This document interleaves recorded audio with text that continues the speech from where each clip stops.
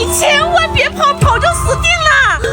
天哪！刚才我们亲眼看到了杀人鸟，差点小命不保。它号称活着的恐龙，被吉尼斯世界纪录认证为世界上最危险的鸟类，最高能长到2米，相当于你家门的高度。而且它头上就像恐龙一样，有一个超级坚硬的头骨，一榔头下去能把人的骨头敲个粉碎。